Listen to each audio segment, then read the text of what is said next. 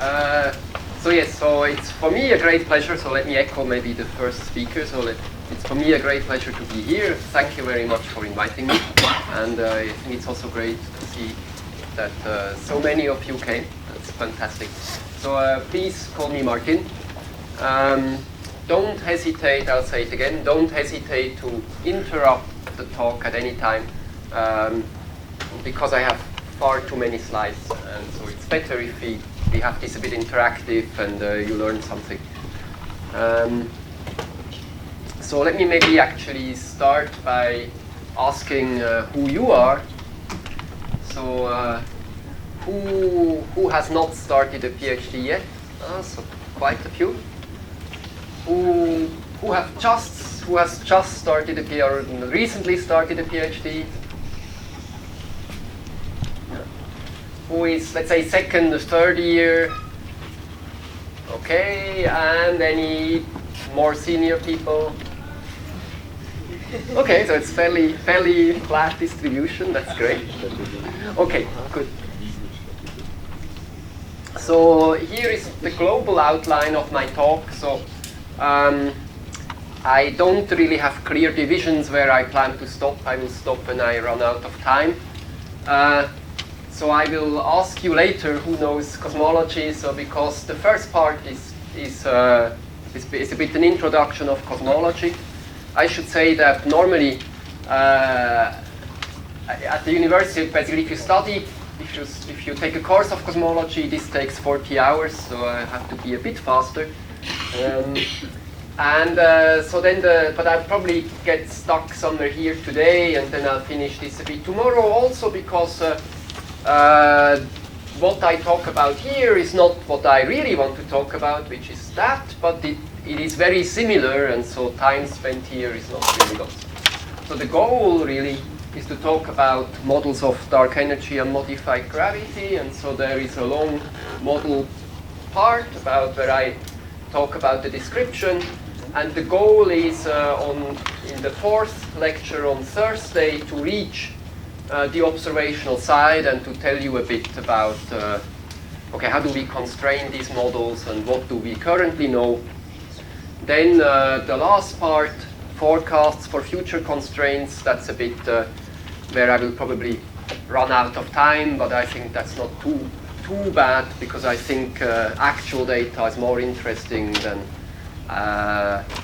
data that we will have in a few years.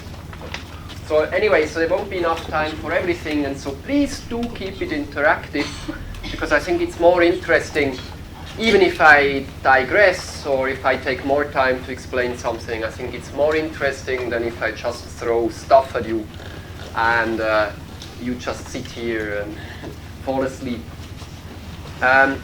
Not least because, as you will see, my course is quite different, so I come more from the theory side, and so there will be a lot of formulas.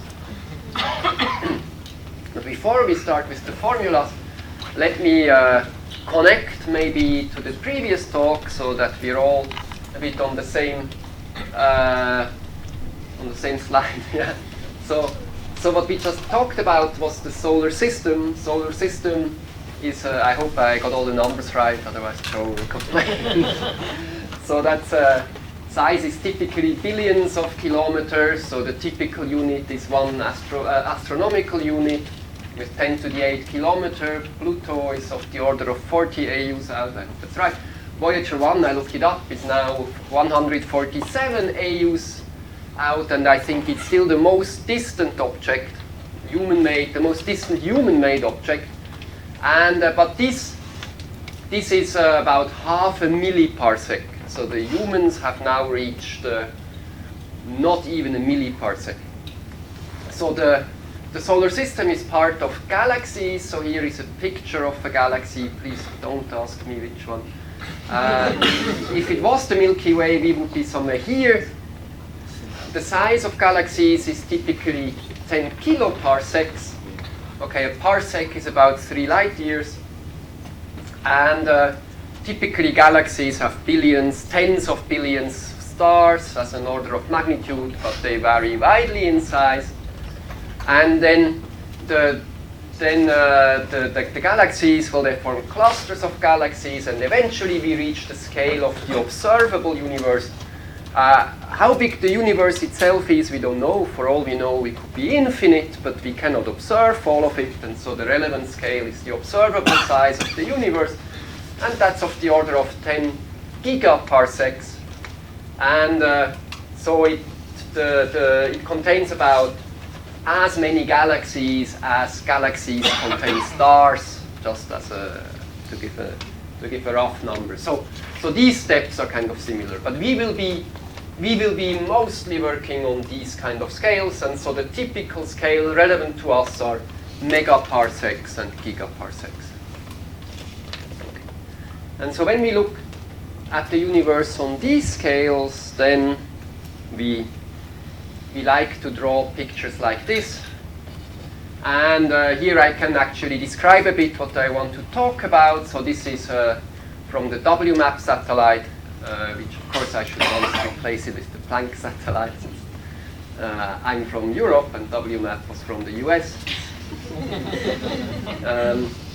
But what you can see here, what we are going to start to talk about is this large-scale structure, which is represented here by this smooth shape. So we want to talk a bit at the beginning about the smooth shape of the universe, and then about the formation of the more detailed structure inside. I will briefly say a few words about the beginning, as I said, because if you look at it here, right, what we then really want to talk about here is about this change of curvature, where the smooth shape in time seems to kind of slow down the growth of the universe, but then it starts to accelerate. But of course here we had a very rapid accelerating phase, and so that's why it's not really lost time to discuss a bit here. And then at the end we will use the data to try to put constraints on our models. Okay. And so, okay, here is with the zoom into the first part. So I will first talk about metric structure, which means the metric, which is the key element of our basic theory. Our basic theory is general relativity. And then how we use this to model the expansion of the universe, compute distances, and then how to link this with the content of the universe, what's in the universe, and how the universe evolves. And then we will encounter omegas. Who knows what this omega is? Who knows what omega matter is, omega lambda? Okay, this was the right way around, because now nearly no one dares to hold that. Okay, so then I will explain this, so that's good, so you don't all sleep at this point. And then we come to the lambda CDM model. Who does not know what the lambda CDM model is? Okay, so there is clearly a bit of of an impossibility between the no hands in my first question, no hands in my second. Don't be shy. Okay, or maybe I'm just so boring that you already all sleep. Okay, but just to say, cosmology is strongly model-based, also because it took a long time to actually have a reasonable amount of data in cosmology. So precision cosmology started roughly when a bit before I started my PhD. Well, actually, no, precision cosmology is a bit younger, but data-driven cosmology is quite recent, and so we have lots of models. And I'm also now in the theory department, and so that means that we will be discussing models, and that data will be kind of used to constrain model parameters, and that's a bit an orthogonal approach, or a complementary approach, to where you get the data and then you try to look at the data and then to find out what happens. Okay, so let me try again to get some idea how fast I will go. Who could write down the Friedmann equation? Okay, not so many. Who knows roughly what the Friedmann equation is? Okay, and who doesn't know what the Friedmann equation is? Okay, good. So I will explain it. Just the fewer people hold their hands up here, the slower I will probably go. Who doesn't know the age of the universe? Who knows it but can't compute it? Okay, who can compute it but cannot remember the value? No, I can't. Okay. Okay, good. So now let's start with some formulas. Okay. So the theory we are going to use is GR, but don't be scared for those who don't know it. GR is not a very complicated theory, just the formalism around it is complicated, but the basic element is a metric, and but finding metrics in GR is not so easy, and so we are actually basically going to try to construct a metric that we will then use. And so for that we need to have some idea where to start, and so typically we argue that when we look at the sky, the universe looks isotropic. Actually it doesn't look isotropic at all, but let's pretend it does. And so if we have a space-time that is, or a space that is isotropic around two observers, then it's also homogeneous. And so if we assume that we are not in a special place, if it's isotropic around us, it should be isotropic around other observers, then necessarily we are living in a universe that is also homogeneous, and that's called the cosmological principle. And in that case, you can show that it necessarily has a Friedman, Lemaitre, Robertson, Walker type metric, and that's what I've written here. Okay. So if you believe that it makes sense that we don't live in a special place, then kind of naturally you end up with a metric of this type, and there are three options effectively. That is, you could have a positively curved space that looks a bit like a sphere, the spatial part looks a bit like a sphere, or you could have a negatively curved space, then locally it looks a bit like a saddle, or you could have a flat space and then, well, it's flat. Okay, and so here, so this is the way I write the metric. So this is the time part, and then here is the space part, and it's effectively diagonal. And okay, so this just tells you that you have a curved space part. Okay. Actually, we can even say a bit more. You can move out a factor a of t, which is just a factor of time, by writing the physical distance. So this capital R is physical distance. You can write it as a function of times some coordinate distance that we call co-moving distance, for a reason I will explain in a second. And then this object here is then a constant, and depending how you normalize your A, you can only take values plus, minus 1, or 0. Okay, so this effectively will describe space-time for us. And what it means we will see in a moment. So don't worry too much if you don't know what to do with this object at this point. Okay. But, okay, now comes something for people that know a bit of GR. So in GR, everything moves on geodesics. Geodesics are straight lines, and this is the equation for geodesics. But really, don't worry if this makes little sense to you. So x of t is the position, and so this x double dot is the acceleration, and this is the velocity, and these are Christoffel symbols that you can calculate from the metric. And if you calculate the Christoffel symbols for the metric, you find that most of them are 0, and specifically anything that has the time part here is 0. And so that means if you have a stationary object, an object that does not move, in that case its forward velocity is, basically its spatial velocity is 0, and so the only non-zero part of its forward velocity is the 0 coordinate. So it's only if alpha and beta are 0 do you have a non-zero velocity, but then the Christoffel symbol is 0, just if you calculate it for this metric, and so there is no acceleration. Or to cut the long story short, if you have objects that do not move using these coordinates, then they're not accelerated. That's why they're called co-moving, and that's why it's a good idea to use these coordinates. So in written in these coordinates, if you have objects in space, even if the universe is expanding, they are actually staying fixed. So they move with the expansion of the universe. And the other thing is, if the universe expands, then you also have redshift. This you need to calculate, but I'm just telling you that. Okay.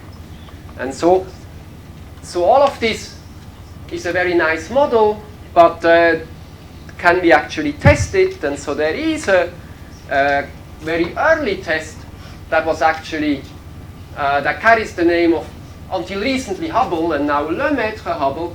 And that is, if you look at the physical distance, which is this A, what is called the scale factor, times the co-moving distance. And so if an object is at fixed co-moving distance and you calculate the physical velocity, so the change of physical distance, well, if you take the time derivative here, so this is fixed, and so you get the time derivative of the scale factor. So dx by dt is dA by dt, or A dot, times R naught. And then you divide by A and you multiply by A, so A times R naught is x. And so the change in physical distance is A dot over A times the physical distance. So the velocity, which is the change of physical distance, is proportional to the distance. And so the more distant an object is, the faster it should move away from us. And so that was, that's a famous figure from Hubble from 29. And that's why it carries the name of Hubble. Now it turns out that Lemaitre already wrote a paper about that in 27. And interestingly, the part about the expansion law was actually not translated from French to English. So if you write papers, write them in English, not in any other language, because otherwise it might take 90 years for you to get your name on the corresponding law. Okay.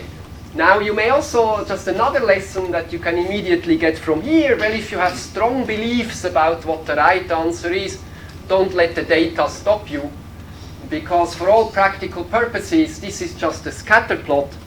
And if you try to look which curve you should fit through here, you can get nearly any answer you want. And of course, Hubble knew what he wanted to find. And it turns out that if you take better measurements, so that's what's called the Hubble Key project, over much larger scales, you really do find the Hubble law. But the data that Hubble used, as you can see here, this is 1 megaparsec, 2 megaparsec. Okay, this is a scale of 10 megaparsec here, or 20 megaparsec. Okay, so the Hubble data is somewhere here, and you can see from the error bars that if you have only data here, you really cannot say much, but you get the right answer. So okay, another lesson. But this is one of the pillars of cosmology. So this expansion of the universe that you can see here, and that once you give your metric, you immediately expect to see that, and you see it, and so therefore that is something that supports the cosmological model. But nonetheless, this is not the case where we try to calculate the metric from first principle. This is something we just put in by hand. It is the second simplest possible metric. The simplest would be, because it's a metric that has a maximally symmetric space, but the time evolves differently. The most symmetric metric would have full symmetry in space and time, and that would be the de Sitter metric. But the de Sitter metric doesn't work with observations. Anyway, so the second simplest possible metric seems to work, but of course this you really have to test as much as possible, and this is one of the basic problems in cosmology, that we stick models in by hand, and then we need to test them with data after, and you're never entirely sure if you've tested all possible things. We will also see that when we talk about dark energy. So this is a crucial point that is often a bit overlooked. Okay. Good. In addition, okay, that I can get to that later. And so so I've talked about one test. So there are, classically speaking, there are the so-called 3 pillars. Does anyone know what the other 2 pillars are? Or try to remember them quickly. C and B, exactly. So I'll get to it later, but effectively, if the universe is expanding now, so if we go to the past, the universe becomes smaller, and as it becomes smaller, it gets hotter, and so eventually it should be so hot that the universe is becoming ionized, and so because of that, we should see a radiation that filled the universe, and we actually see that, and I will mention that later on. And the third pillar, BBN, yeah, exactly. Thank you, fantastic. So that's the fact that if we know how the universe was hotter in the past and then cools as it goes into the future and expands, and using this information we can calculate the abundance of light elements, and also that fits the model well. So there are measurements really that support the idea that the universe is expanding.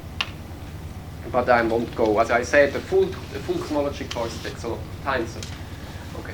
Maybe a last philosophical point is that contrary to, let's say, particle physics, where you can smash your fundamental particles together again and again and again, and you can produce billions of Higgs particles eventually and measure their properties, we only have one universe. And so we cannot produce different universes to test our theories, and that means that we have to be a bit careful how we interpret our observations and assess statistical significances, and so that's one reason why cosmologists tend to be more Bayesians, while other physicists are maybe more frequentists. Okay, so to go back to cosmology, so if we want to talk about measurements like what's the expansion as a function of distance, so then we need to actually talk a bit more about distances. So for the Hubble plot, we are very close to us, and there it's easy, but as we get further away, the notion of distance becomes a bit more complicated. And so typically, what we do is that we introduce a new distance variable, chi, and so in this form of the metric, okay, in this form of the metric, we have a bit the complicated part in front of r, but our angular part is simple. But what we can do is we can do a variable transform to make the radial part simple and the angular part more complicated. And this is given here, so we replace r by sine chi if the curvature is positive, by hyperbolic sine if the curvature is negative, or just by chi directly, so r equal chi if it's flat.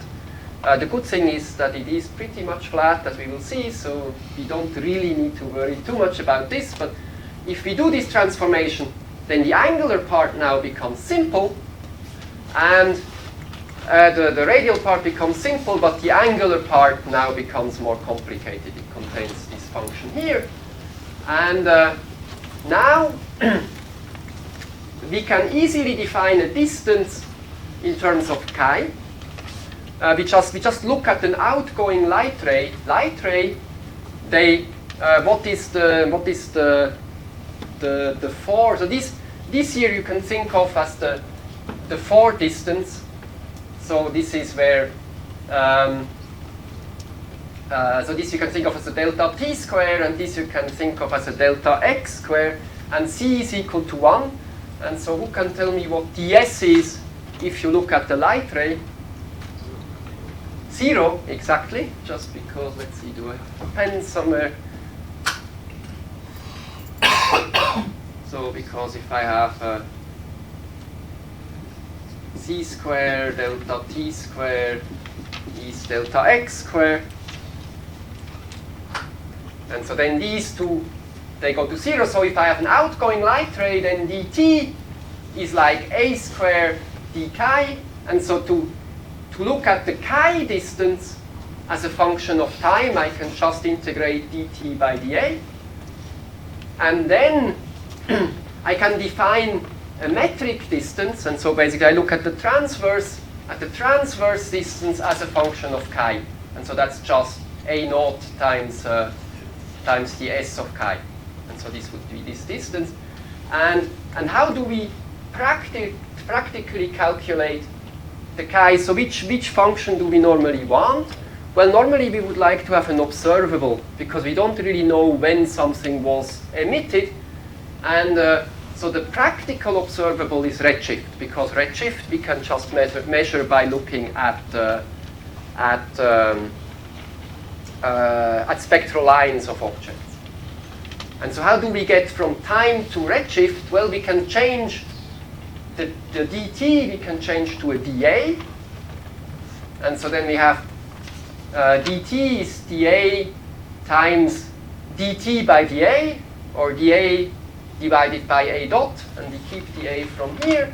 And then we can change from the a to the z using the formula for redshift. So 1 plus z is a naught over a. And if we do this transformation, we get the formula here. And so we get h of z, which is just defined. You remember, probably not, that h was just another name for a dot over a. And in general, this is a function. Okay. And so you can just integrate 1 over h to get the chi, and then put it into this formula to get the notion of distance. But there are actually many notions of distance, and an important concept in cosmology is that you need to look at observables. Because if you just calculate the quantity, in general you don't know whether it is a real quantity that you can observe or not. And so you need to have an observational prescription. And so there are two standard prescriptions, and one is called the so-called angular diameter distance. And so there you say, okay, I have an object of known physical size, and I measure the angle under which I see this object, because as I come closer to you, this stick becomes apparently bigger, no? And so you use this and you say, well, I have this d, which is the length of the stick. I have the angle delta that measures the angle under which I see the stick. And so then I can just say my distance to the stick is the size of, basically the distance times the angle gives me the size. So this is the observational part that defines this distance. And then if you calculate it, well, using the formula for the dm, so you have that here, you have the a times the s times the delta, but the point is rather using the angular part that we have here. So this is the angular part, but the difference is that the angular part is given by the time at which the light is emitted here, and so that's at the time t1. And so you have to, in order to get it back to the dm, you need to have the scale factor today, and so you get an additional factor of redshift, and so this is this additional factor of redshift. Okay, and so compared to the calculated distance, the observable distance has a factor of 1 over 1 plus z. And the second standard prescription is what is called the luminosity distance, and so that's when you have an object of known brightness or known luminosity. So as you get closer to the object, it becomes brighter. And so as a 1 over r squared, and so you define this distance as flux is equal to luminosity divided by the surface of a sphere at the distance dl squared. And the physical surface would be just 4 pi dm squared if you calculate it. But in addition, you get the redshift and the time between photons arrive. Okay, so now let's actually ask a much easier question. So distances are a bit complicated. I'm a bit afraid that those who have never seen that, they probably still don't understand. The h is much easier. So how do you calculate the h of the universe? Yes? So you also have to assume that the photons, the number of photons is conserved. Yeah. Right? Yes. If you lose photons, then that will break. So in some sense, Oops, that went the wrong way. So in some sense, you can use this to test for photon conservation. Yeah. Because if you want to break this, you have to go to. If you want to break this at the theory level, you have to go to fairly crazy theories. Not that that ever stopped the theorists. Okay. So how do we calculate the age? Now this is actually much easier. So the age of the universe, well, the age of the universe is given by the integral of dt from age 0 to today. Okay, I think we agree with that. Okay, and then we do the same trick as before. So the integral over t, well, I can rewrite it as an integral over the scale factor a. Now, since the universe expands, I have a one-to-one relationship, and so I just have the Jacobian, so the dt by the a, or 1 over dA by dt. Okay. Then I have to go from the a to the. So I can rewrite this as dA by a times h of a because h is a dot over a, and then I have to go from scale factor to redshift. So yes. I just thinking about the distances. Yeah. So we have three measures of distances, and I don't know. I don't get it. You can have one object with three different measures at the same. Well, you could have. Okay, so it's a bit. It is actually very subtle in the end. So this here you really have to be very careful. I think one of the messages is you have to be very careful to define exactly what you observe and then to calculate exactly what you observe. So this dm that I kind of defined as the r that shows up in the angular part. So this here is normally what would be an r squared here. So this is what I define here as a function of this guy. So this normally is not an observable. Normally. Turns out that some of the things you observe, like the oscillations we see in the CMB, they're actually more closely related to that. That's where you have to be careful. But two semi-obvious prescriptions for actually observable things are these. But then it's true that if you have an object for which you know the brightness and the physical size, then in principle you could observe both of these distances. And then it's true that these two quantities they behave differently as you look at them at higher redshift. So higher redshift means larger distance because the universe is in expansion. So it's true that if I have a stick that has a certain brightness and I keep walking away from you in the universe, so I mean if I keep walking away from you here, you will see that it gets smaller and it gets fainter. But because the universe is curved, you will find that it keeps, as I'm close, it gets fainter and it gets smaller. So in the sense that both these distances grow. But then at some point it will kind of stop getting smaller, but it will still keep getting fainter. And that is a peculiarity in the universe, and you can see that happens for redshifts of order unity, where you are really kind of a distance of order of magnitude of the size of the universe away. Right? If you are here, down here, the distances behave similarly, but that's because you are very close and you don't really see the global curvature of the universe. I should add, actually, this is a spatially flat universe, but even a spatially flat universe is still curved. Okay. Okay.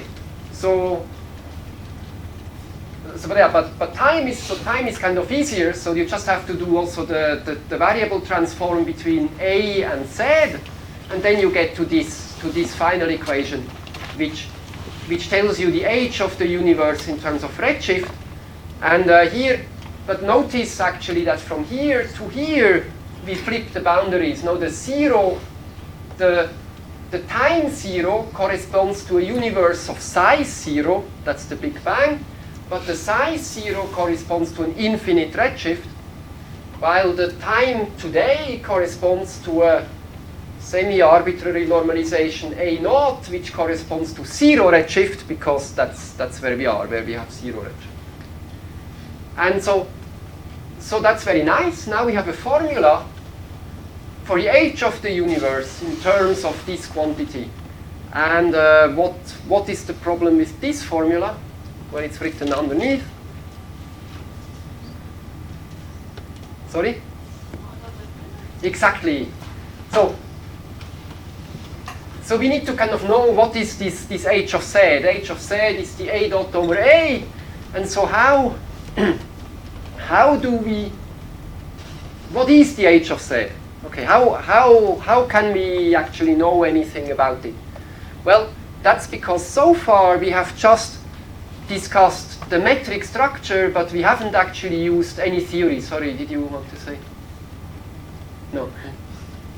Okay. So what is the theory that we want to use? And so that's GR. And so now we have to look at the theory that we want to use.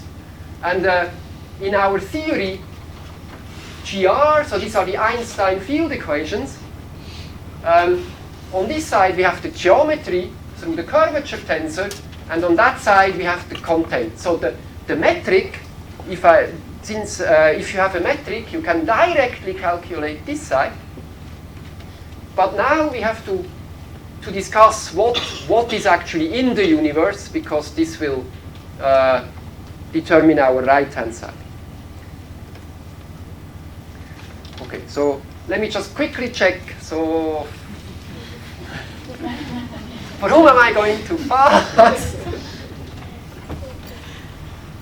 Okay, don't worry. Okay, that's fine. No one too fast. For whom am I too slow? A perfect speed. Okay.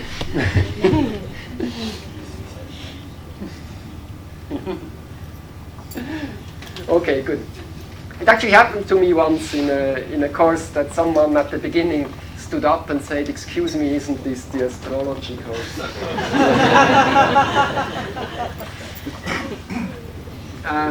Even though I guess some of you may be thinking now it probably is. But, okay. Okay, so what is in the universe? Or more precisely, how do we describe what is in the universe? And so normally this would be quite difficult or complicated, but in our specific case, it cannot be too complicated, because the structure of the universe that we assume is perfectly isotropic and homogeneous. And so the matter that we can put into this universe also has to be perfectly isotropic and homogeneous.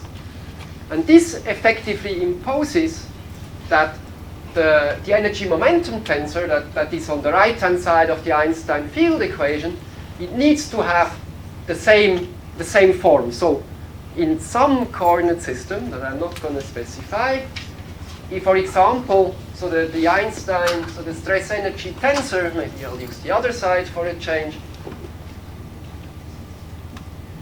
T mu nu, you can think of as something that has an energy density here, that has some momentum flux here, that has, and here there is the stress, let me call it stress part. Okay, and so the momentum flux, maybe I should call this V times rho plus P to be more precise, but just to be actual momentum flux.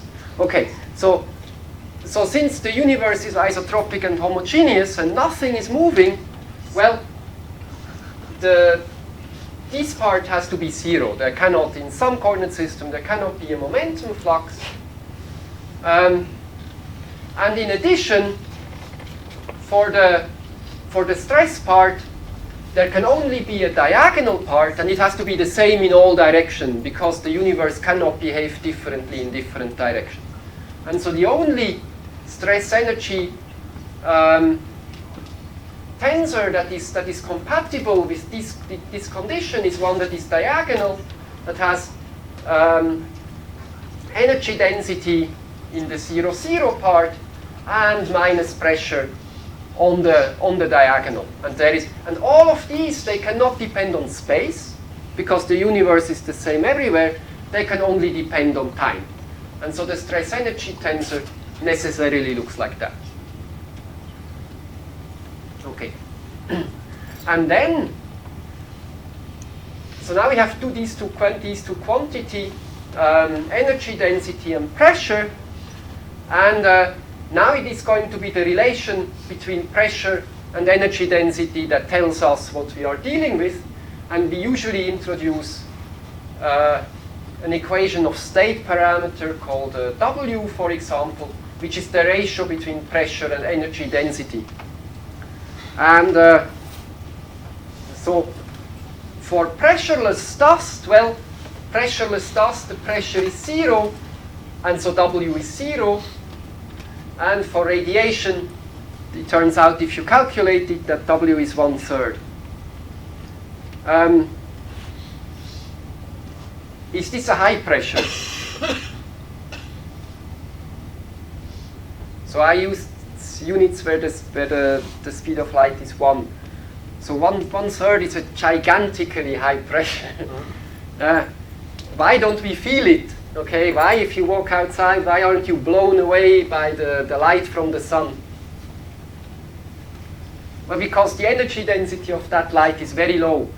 If you ever happen to stand in front of an exploding hydrogen bomb, the first thing that will blow you away is the radiation pressure.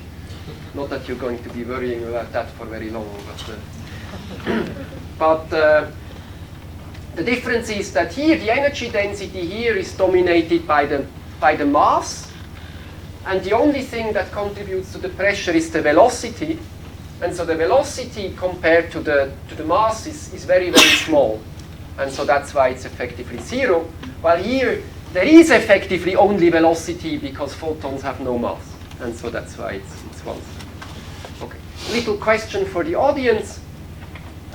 If I happened to have a stress energy tensor that is a constant times the metric, what is this W? I give you 30 seconds to think about that. Of course, the first question is, how do you even start dealing with that? But you're welcome to talk to each other for 30 seconds. 1/3 is because it's symmetrical, no? Well, it's, yeah, because especially the three space dimensions. If you look at, you can calculate it. So to do this, you do something else. But to calculate this one, you can kind of look how photons, how relativistic particles bounce off walls. And then because we have 3 space directions, that's why you end up with 1/3.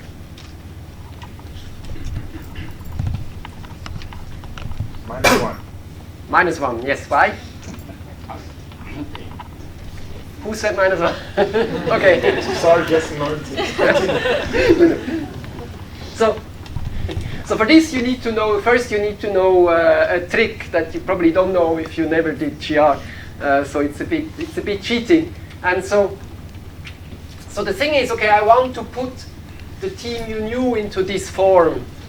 Okay, and so then the trick question that is what is G mu nu, right? Because here I want to, this is the metric, and I want to put one index up. And so what happens if I put one index up of the metric? Does anyone know? Exactly. So because you put it up with the G mu nu up, but the G mu nu up is the inverse of the G mu nu down, and so this here is always, and for any metric it is just the unit matrix. Okay, and so that means that the stress energy tensor T mu nu for this case is just lambda, lambda, lambda, lambda, and this is indeed of this form. But it is specifically of this form if rho, which is lambda, and minus p, which is lambda. So minus p is equal to rho. And so if minus p is equal to rho, w is -1. And now this is this is, okay, why is this relevant? It is relevant because it can be shown that you can add this term to the Einstein equations without changing the theory in any significant way. So this could be there. And it is also significant because if W is -1, well, now we have a negative pressure. And you don't know anything else with negative pressure. There is no material, normal material with negative pressure. Okay. And this will be relevant soon. But in principle, this could be in the theory. Einstein actually introduced. Einstein realized that he can add this term without changing GR, and he added it to make the universe stable. So he tried to have a static universe because he didn't like originally the idea of expansion of the universe. But it turns out you can make the universe not expand, but it's an unstable situation. And then when Hubble's results came out, everybody more or less realized that that was anyway not relevant. And so then he threw it out. So Einstein called it his worst mistake, but not in the context in which we will encounter it. So before we look at the Einstein equation, there is another equation, and that is the so-called Bianchi identity. So if you calculate the covariant derivative, so this semicolon is the covariant derivative, you don't need to know what it is, of the Einstein tensor you get 0, and since GR says that the Einstein tensor is the stress energy or energy momentum tensor, then it means that the covariant derivative of the energy momentum tensor also vanishes. And then if you calculate this for our metric, then you get this expression here, where these are, again, these Christoffel symbols that we already once very briefly encountered. But we have then you can basically just look in your GR formula book, how do you calculate these, and then you calculate these. Actually, I will give you the formulas in case you don't know what to do. In the evening, while everybody else goes to the party, you can calculate these in your room. Much better than party. And so specifically it turns out that you get, well, the only quantity that so the gamma symbols, they involve derivatives of the metric. And the only thing that is not constant in our metric is the scale factor. And so it kind of necessarily has to be some derivative, some time derivative of the scale factor. And okay, it turns out it's 3a dot over a. And so this is an equation that matter in the universe, or any stuff in the universe, has to satisfy in GR. Okay, and so another, actually this time a bit longer exercise. Let's take a constant, so let's introduce the W. So we replace rho plus P with 1 plus W rho. And we saw that for matter, for radiation, and for this lambda, the W was constant, but let's just take an arbitrary constant. Can you calculate what happens? So how does rho, the energy density, evolve as a function of the expansion of the universe? Can I give the answer? Sorry? Can I give the answer? Yes. It's a constant times a to the power minus 3 parentheses 1 plus w. Yeah, exactly. So let me just quickly calculate it. So let me just quickly rearrange this equation. So I have d rho by dt is equal to minus 3 dA by dt times 1 over a times 1 plus w times rho, but let me put the rho here. And then we just remove the dt, where we're actually allowed to do that. And so then we have d rho over rho.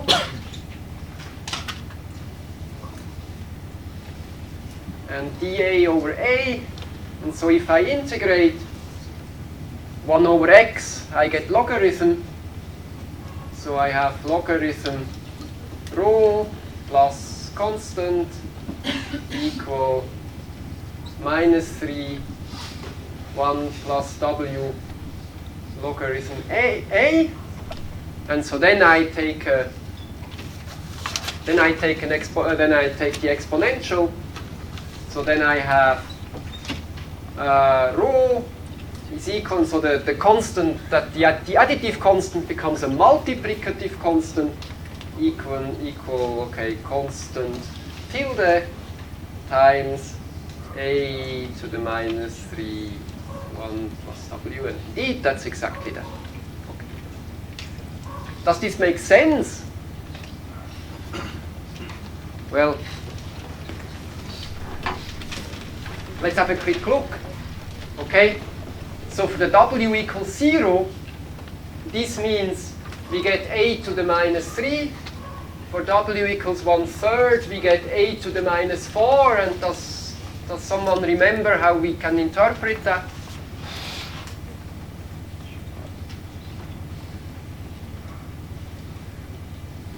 One of the cosmologists? Take a with the bottom. Exactly. So the a is the scale factor that tells us how the length changes, and so 1 over a cubed means that's something that changes like 1 over volume, and so as the universe expands, particles are diluted like 1 over the volume. And radiation has the 1 over the volume and then an additional 1 over a, because each photon is also redshifted, and so the energy density decays faster. So these are luckily exactly as we would expect it. And if w is equal to minus 1, then this here becomes 0.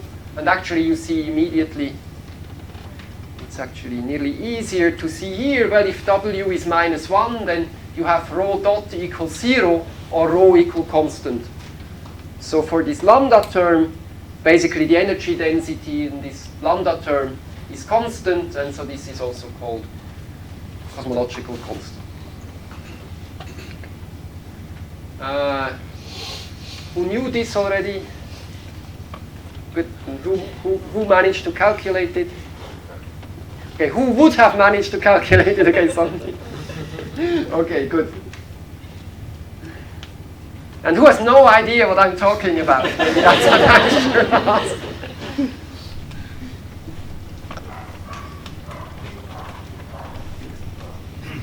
Okay, so actually we already discussed. Okay, but now you can actually see here, right? That's what we said before about the radiation. So you can see as the universe becomes smaller, at some point, as the universe becomes smaller, radiation is going to start to dominate the universe.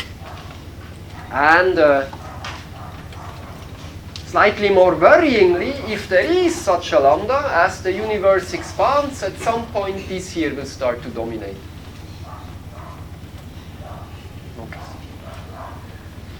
Okay, so that's nearly enough, but not yet quite enough, but we haven't really used GR very much yet. So we actually can also just calculate the Einstein equations.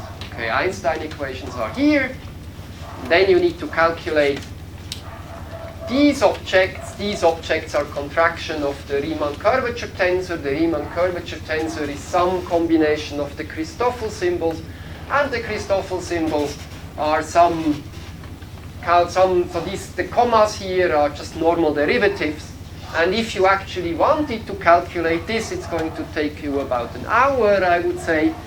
If you use the flat metric and x, y, z, and don't try to do it with spherical coordinates, otherwise it will take you a bit longer probably.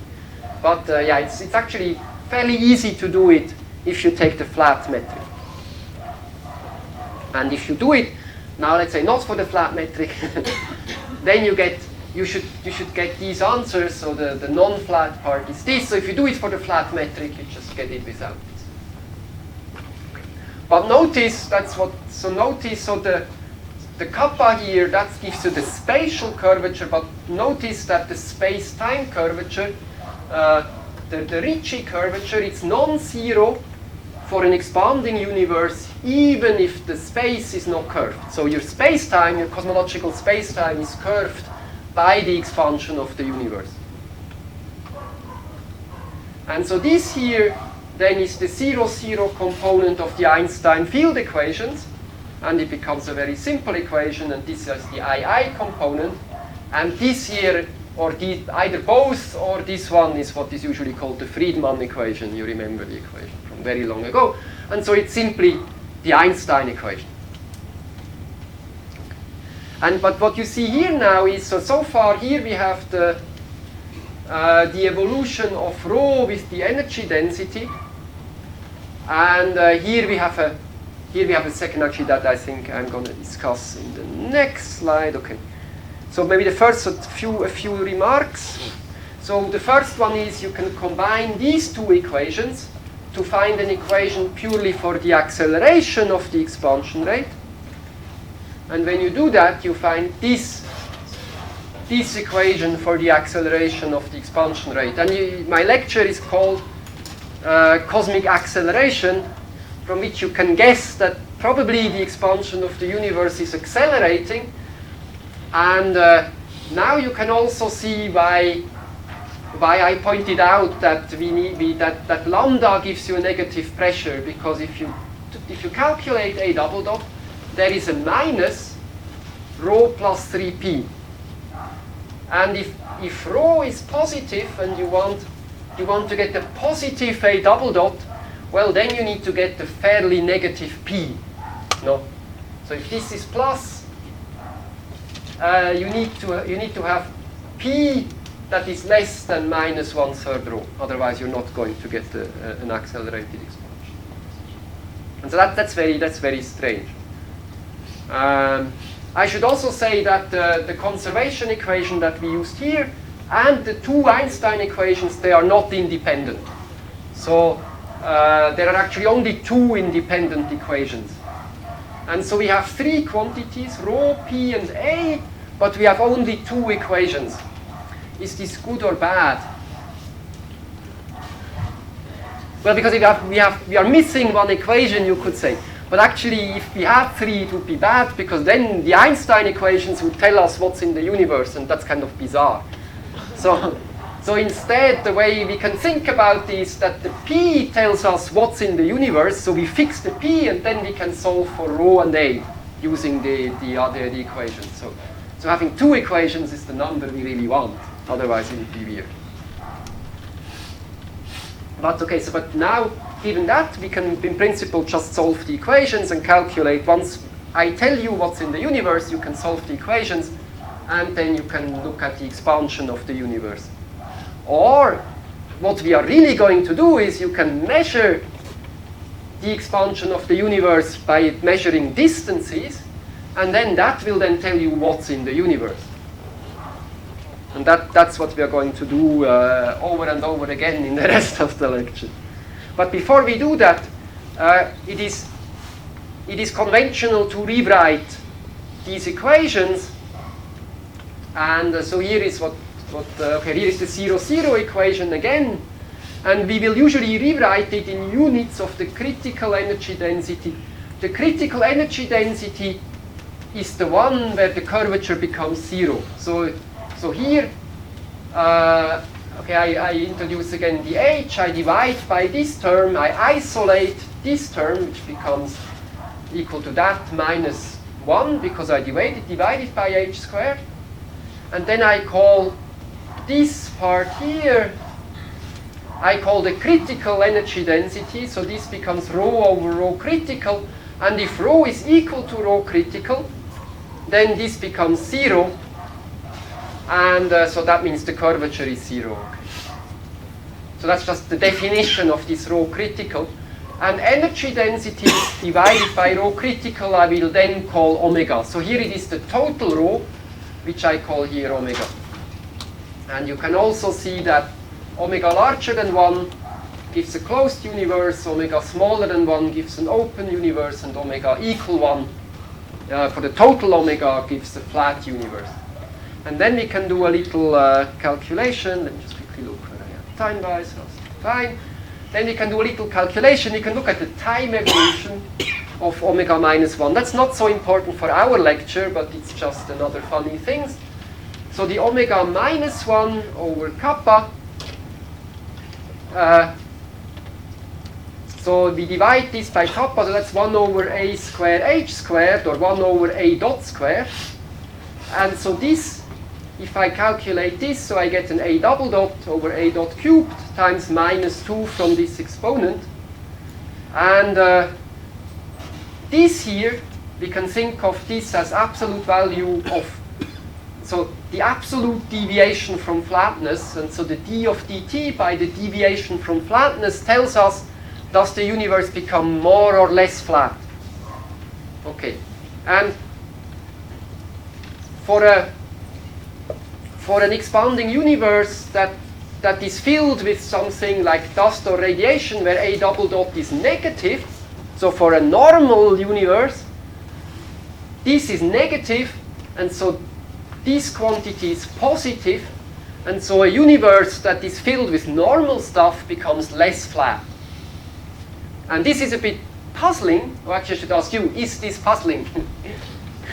Well, it is, because we will see that we know that the universe is fairly flat. But if it is fairly flat now, and if there is nothing funny in the universe, it had to be extremely flat in the past. And this is not really our problem, but it's nonetheless a problem that I will briefly discuss. But okay, let's quickly go back to this definition, rho over rho c equal omega, because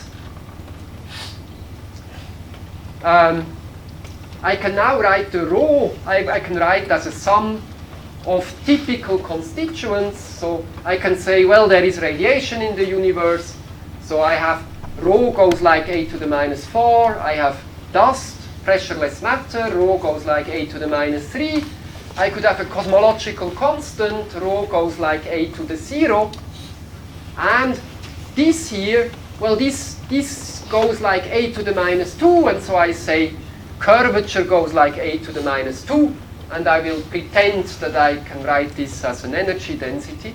And so then I can write the Friedmann equation, so a dot over a is h squared. I can write as h by 8 pi g third times that's some rho 0 times a over a 0 to the minus n, where basically I just write this for each of these constituents. So omega radiation a to the minus 4, omega matter a to the minus 3, omega lambda a to the 0, and in addition I move the curvature to the right hand side, and so I have this a to the minus 2. Okay?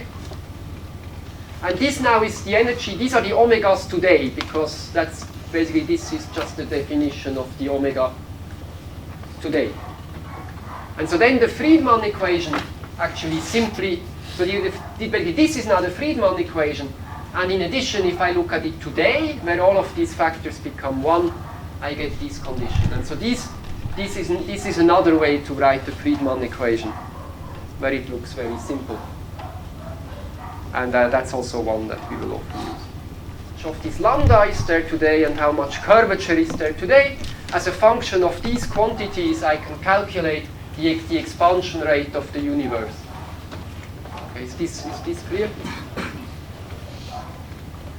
And so here are a few example curves. And so here we explicitly see that the evolution depends on content. So this is literally lambda. So I set radiation to 0 at the moment, and so if omega, let's say if the universe contains only matter, then I get the green curve. If the universe has only 30% matter and no lambda, then I get the blue curve, and so it's expanding a bit faster. If instead I have a lambda contribution, it's expanding faster and faster. And if I have a lot of matter, then it actually turns around and collapses. Okay, so now a little question. Which of these universes are spatially flat?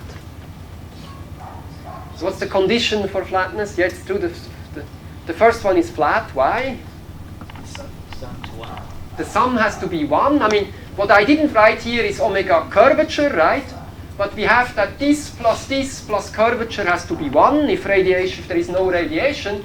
And so this and this is 1, so the curvature is 0. This and this is not 1, so curvature has to be 0.7. This and this is 1, so here is again 0, so these two are flat. And this is not 1, so curvature has to be -4. Okay. So this is a closed universe, this is an open universe, and these two are flat. Okay.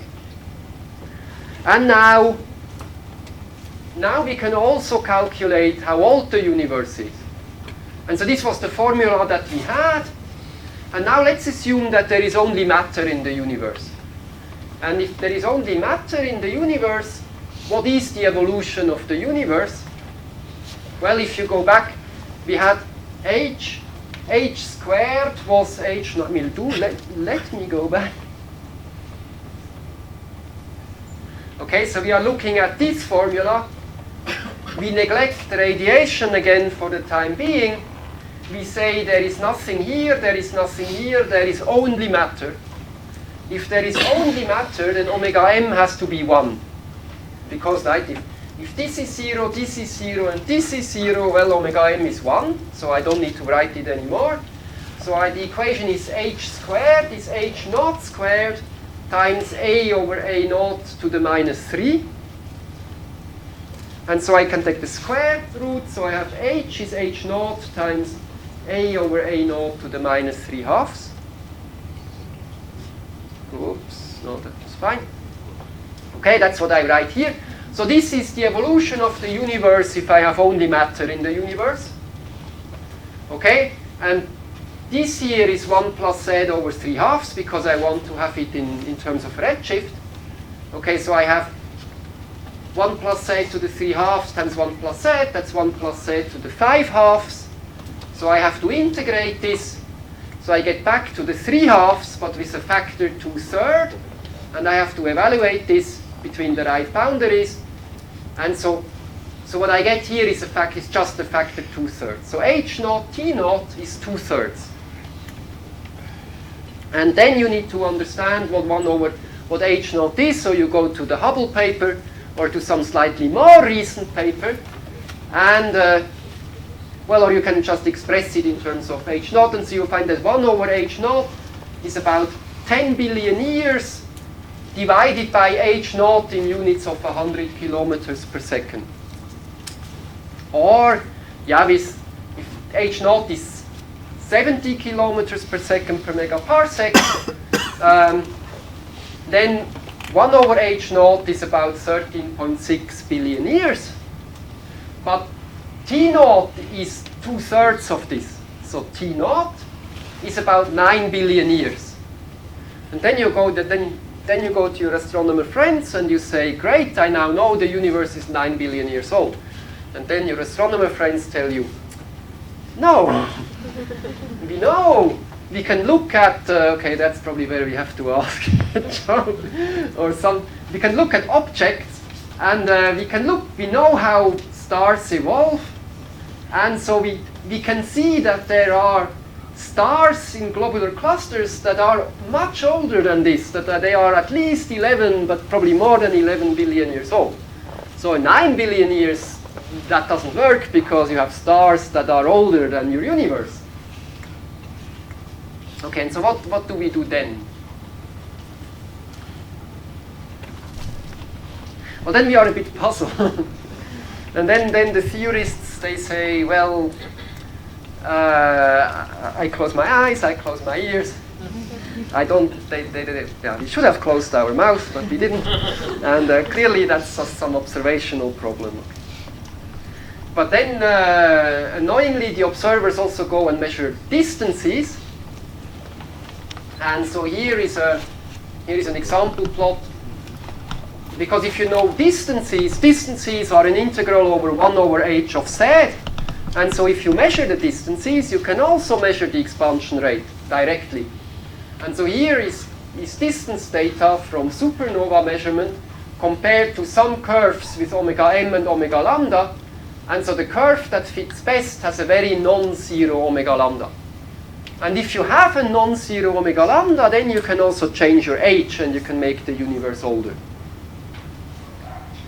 And okay, this data is fairly crappy. It was actually good enough to convince the community, but these days data looks a lot better. That's not the newest curve, but anyway, you can see now supernova data really up to redshift 1. It really covers the complete redshift range. Okay, and then you plot. Basically, you just look, okay, which curves you basically vary your cosmological parameters. As you vary your cosmological parameters, your prediction for the distance changes. And so you just vary your cosmological parameters and you look which curves fit best. And I could probably give a lecture only about how to do that. And so you map out the space of parameters, here matter and cosmological constant, lambda. And then you find that the supernova data, the distance data, cuts out some region like this. So if you want to fit the supernova data, your composition of the universe has to lie somewhere in this region. And you can see that this region is above 0 here. Okay, and then the conclusion is, but then if you have a universe that lies here, that's where you get the universe that is of the order of nearly 14 billion years old, and that can solve also the problem with your stars. But in principle, you should already have thought of that at the time of the stars. And that's when you start to have the problem that now you need to somehow explain the acceleration of the universe. Okay, and then you look at other data, but we get to that some other time. Mark, Yeah. where is C11?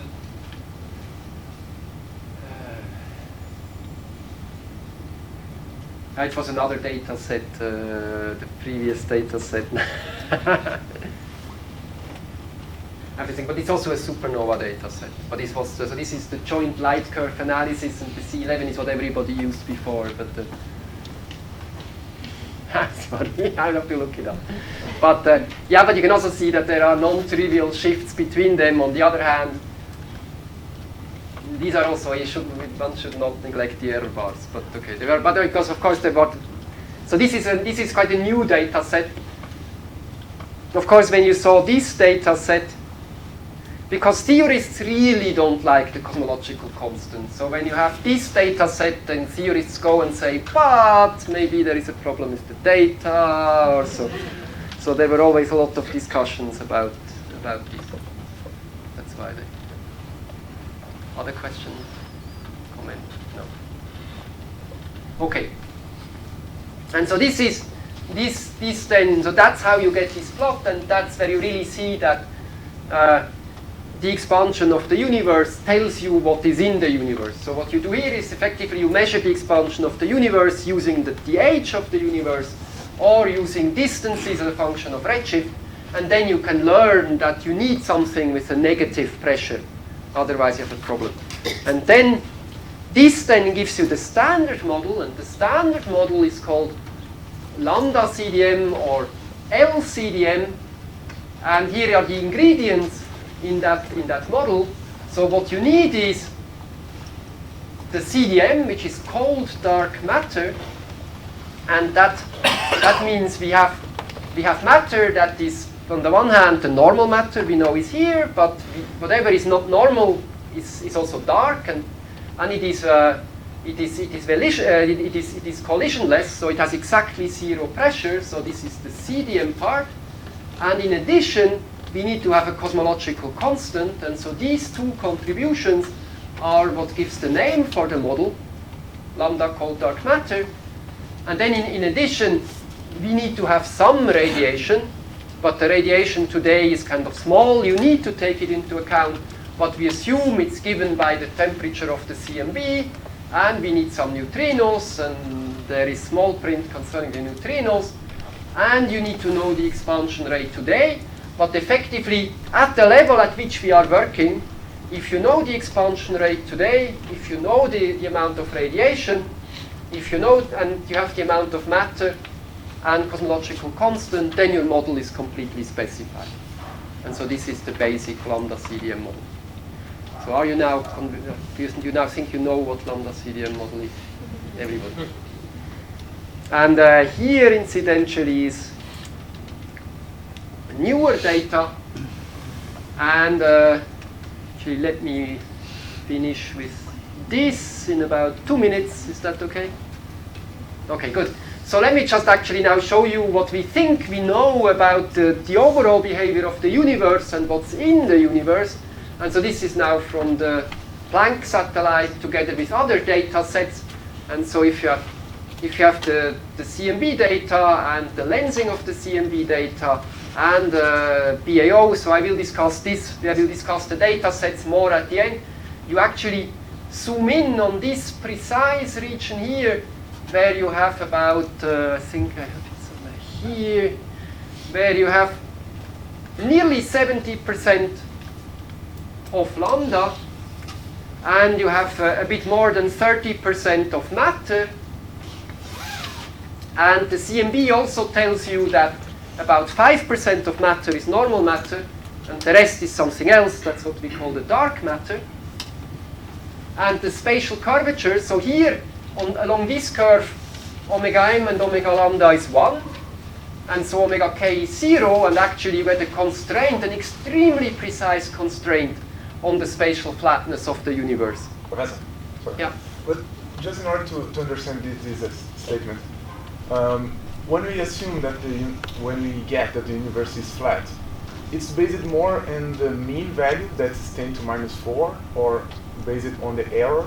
What allows us to say this statement that is flat? Well, you can never say it's exactly flat, right? Because exactly flat is exactly 0. But of course, we always have an error. So we can say it is very, very close to flat. So if you've got, I don't know, 10 to minus 5 or minus 7, yeah, more and more we can assume that it's flat. Well, yeah, so at some point you will then run into what we will discuss tomorrow, which are the perturbations, because the universe, this is for an exactly isotropic and homogeneous universe, but the real universe, it has structure. And so if there is more stuff here, well, then there is some local curvature here. And so we cannot actually get this error bar below 10 to the minus 5 or so, because then we start to see the local curvature from structure. Okay. So, so at which point would you say it's really flat? Well, that depends how well you know the distribution of possible universes. If you knew the distribution of possible universes, then you could use Bayes' theorem to give a probabilistic answer if the universe is exactly flat or not. So if you knew that your typical universe would have a 1 here, then if you measure 0, 0, 4, you would say this is so close to flat, it probably is exactly flat. But of course we don't know what the typical universe would have, because we don't know what created the universe. So actually, yeah, I will give a partial answer, but okay, we don't really know. There is no reason really why it should be exactly flat as far as we know. But we have a mechanism because we saw that the universe should get less flat, and so that it is now very flat means it was even much, much more flat in the past, and we have a mechanism to make it flat, and that's inflation. And so if you believe in inflation, now I start with religion, but if you believe, okay, I do to some degree, okay, but then you actually expect it to be extremely flat and probably more flat than that. Okay, but, just to finish, yeah. My question is in the sense of the order of magnitude that we should assume for the threshold to state something. So if it was, I don't know, 10 to minus 5 is okay, or 10 to minus 3, it would be as well. Yeah, I mean, the order of magnitude of the error or the mean value? The mean value. No, it's the error, right? The mean value is a bit random. It's really the error that's relevant. That's the precision with which you measure it. So this tells you how precisely we know that it is flat. So the error here is more relevant. I mean, if the mean value was outside of the error, then we would say, well, it is not flat. And here we would say it is consistent with flat, but our uncertainty is that. and the order of magnitude of 10 to minus 3 is okay to... Yeah, so it's okay, it's maybe a bit more, right? But this means something like in 95% of universes that we make this measurement, it should have an actual curvature of this or less. Yeah, so 10 to the minus 3, well, yeah, somewhere between 10 to the minus 3 and 10 to the minus 3. Okay, thank you. Okay, and so here are just some other numbers. So this is what we think about the age, 13.8 billion years, plus or minus 20 million years. Okay, this is now 1 sigma, this is 68%, and that's the expansion rate. There should also be a little star here, because not all observations get this value. This is the Planck inferred value. And okay, this I haven't talked about yet. Some other time over. And I think I should probably actually, this is just another figure to show, okay, this is the actual curvature and the constraint. And I should probably stop here, and I will let you read this, and I will restart with this slide tomorrow. Okay. Thank you. Why BAO is so important for constraining curvature? I mean, if you have only CMB data, Yeah. curvature is allowed. Yeah, because the curvature, the BAO data is very important to constrain so strongly.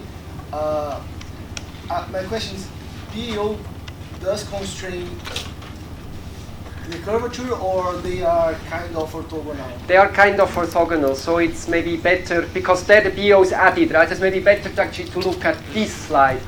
So BAO is a bit like the supernova distance. Okay, the contour looks a bit different, but the CMB, because the CMB gives you a very precise measurement of the peak scale, and this turns out to be, but this is kind of one measurement in this 2D space, and so this one measurement gives you one line, and this is the CMB line. Then the BAO, they themselves cut similar to the supernovae, slightly different because of a different redshift distribution, but cuts across. And so the intersection then is very close. So it's not that the BAOs themselves constrain it, it's the combination of BAO and CMB that constrain it so precisely. But we don't maybe just in case, so that the CMB itself is not very good just because it has this extreme degeneracy. But if we look at the lensing of the CMB, we actually constrain it to down here, because the lensing measures the amount of matter from the structure formation. So the amount of, so lensing already, so even if you don't have the BAOs, you nonetheless get the fairly good CMB only constraint. So in case you're worried about distance measurements generically for some reason, so even if you don't believe any distance measurements, if you do believe the CMB, you have a fairly strong constraint already. And so for, at least for the purpose of this plot, all the data sets agree really well, so that's all. I work for Cambridge University Press, and we are publishing books for 7 to 11-year-old kid, and I got a very interesting question from a 10-year-old kid. And I'd like you to help me to put in simple words, because he asked me, if the universe is expanding, how can we know that if we are moving from one with the other bodies in the universe? So How can we put in simple words to explain a 10-year-old kid that we are expanding, if we are all walking together, let's say like this, by observing, for example? in the sense of we see other objects that move away from us. I don't know. Moving away from us, and we are moving as well. Well, if we are moving, that's of course always a bit. That's of course always. That's actually the interesting point, right? Are we moving? No, but it's a bit.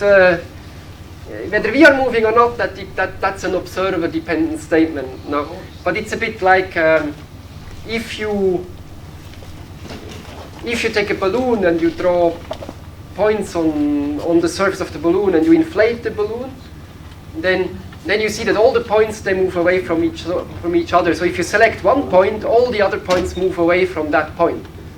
But that's true for all of the possible points. So if you always, when you select a point, you can say this point isn't moving and all the others are moving away. Taking it as a reference. Exactly. So if you take any point as a reference, the other points move away. Of course, the problem is we only have one reference, and this is a subtle point, right? We cannot, but we assume that we are not in a special place in the universe. So if we see everybody else move away from us, that they would see the same. But this is actually a very important point. That's why I like to work with you, because they come up with simple questions, but so complicated. Yeah. Just a simple question. If we can measure the separation, the increasing of the separation of two galaxies, we are measuring the Hubble constant. Suppose this is an ideal situation, no? You have one galaxy here, one other galaxy. Yeah, let's say they're very far away. Far away, and both are separating. If we measure that, we are measuring the Hubble constant. Well, if we could, but we never really do that really like this, because we don't. Right, for that we would have to observe them and we would have to see them move away. So first I should say, normally galaxies, when they move because, okay, as far as we understand, because of the expansion of the universe, but of course galaxies have also their own velocities. And so there is usually two components. Let's assume that they're very, very far away, and we observe them now, and we observe them in a few billion years. Then we should see that they have moved away from each other, and that then would be a measurement of the expansion of the universe.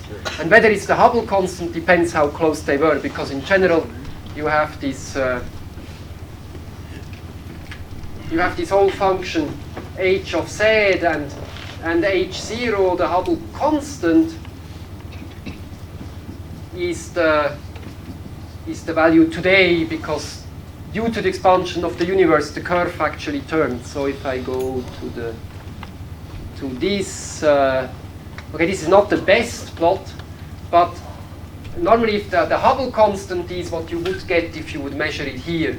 And then in the past, the universe, because as we look to larger redshifts, we also look into the past, and in the past the expansion rate was different. So the universe today expands with the Hubble, with h0, and in the past it evolved with a different expansion rate. So the question is not that simple. Hi, thank you for the lesson. Sorry my bad English. I'd like to know your opinion about the hypothesis of an infinite universe. Is it possible? Yeah, that depends how, in principle yes, but maybe we don't know, right? Because since, as far as we know, the universe is 14 billion years old, we can only see out to that. I mean, basically, we know that there is a maximum distance we can see, because when we look out, we also see into the past. And so at some point, we see the CMB sphere around us, and we cannot see beyond the CMB sphere, at least not with photons. And so if the universe is infinite or not, well, we can't tell. It's not an observational question at this point. What we know is that the universe is not much smaller than that. Because if the universe was much smaller, then we should see that. So we don't see any hint that it's smaller than the CMB sphere itself. Then you can think about theories, and so there are. Then it becomes more a question about what created the universe and how. And then that's kind of, you can think about, I don't know, chaotic inflation models where you have like bubble-like structure of the universe on very large scales. But that's at this point and more, that's at the edge of philosophy rather than physics, because we cannot really make any observational statement about that. Thank you. It's like you can assume that it is infinite from our ignorance perspective. Yeah, for all practical for all observable purposes, at this point you can assume it's infinite. Okay, thank you. Just another question. I don't know if I can take it.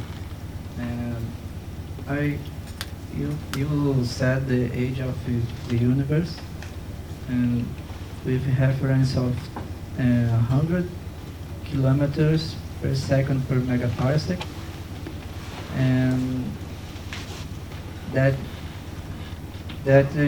revisited. That's fine. Thank you. That Hubble constant. It's not the Hubble constant value. It's 72.